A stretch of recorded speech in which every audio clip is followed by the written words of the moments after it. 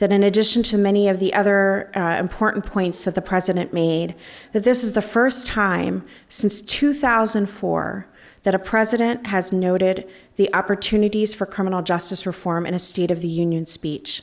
I really can't imagine a better way of articulating this incredible window of opportunity that we have as a country to take a hard look at our current practices and to think about ways that we can improve the criminal justice system. From drug treatment to child welfare to education and mental health, we must use an interagency approach to juvenile justice. Whether tackling high recidivism rates or ensuring our youth never face a criminal justice system in the first place, there's no one-size-fits-all approach. And to the staff that are here today, it's really each of you that has an opportunity to make a difference, not only for your constituents, but to really elevate the importance of these issues as national leaders on these topics. We have a justice system right now that perhaps does not really provide the opportunity for youth to make mistakes and get back on the right path, and that our systems need to work better together and more efficiently in order for kids to be able to recover from the mistakes that they make, or hopefully have the right guidance and support to help them get through these adolescent years. The term silo has become almost ubiquitous to describe the way that agencies find it very difficult to share information beyond their borders in ways that, as I mentioned, can help coordinate services and ensure that young people don't fall between the fairly large cracks that can exist between agencies. In DC, a couple of years ago, we conducted a study where we took information on people who were arrested in the district, just under 3,000 people. We said to the police department, can you tell us who was arrested? And then we went to the mental health agency in the district, the jail, the probation agency, the pretrial services agency, and we said to those agencies, can you give us anonymized records for those people who were arrested? And we looked to see what mental health services people were receiving from across those agencies. And what we found is perhaps unsurprising, that each of the organizations had a different piece of the puzzle. If you put everybody in the same room and ask them to talk about whatever the problem is, so let's say juvenile justice problems, it always impressed me that 80 or 90% of the discussion was based on consensus. In other words, people would all acknowledge similar problems.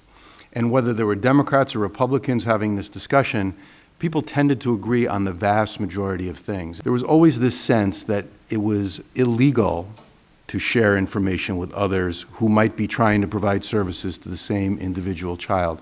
And overcoming that very real obstacle is a tremendous challenge, and the only way to do it is get people to talk to one another. We, of course, have our argument that it's a common sense proposition. Working together across agencies is an absolute necessity when you look at the population of youth we're talking about. In our center, we focus on dual status youth, and Congressman Kennedy talked about the definition of that. Just so that we're clear, these are the kids who have had contact with both the child welfare and the juvenile justice system, not to mention numerous other agencies. And when we have the opportunity to bring together leaders, and we have the opportunity to look at data, and we have the opportunity to start talking across agency lines the same way youth and families have to cross agency lines, that's when we have the opportunity to actually do not only our job better, but to do our job baseline. One of the things we talk about is case conferencing, coordinated case conferencing. So actually bringing together at the case-specific level the folks from probation and the Juvenile Justice Department and folks from child welfare so that they can literally physically sit at a table together and have some discussion about this youth and his or her case. Really involving youth and their parents throughout this process, giving them a voice, which we talked about a few meetings past involving families, is very huge in Indian country and within tribal communities. And so that's something where they're finding a lot of success. They're building on that and then incorporating traditional practices and other cultural appropriate services to better serve Native youth. And so they're finding a lot of success there.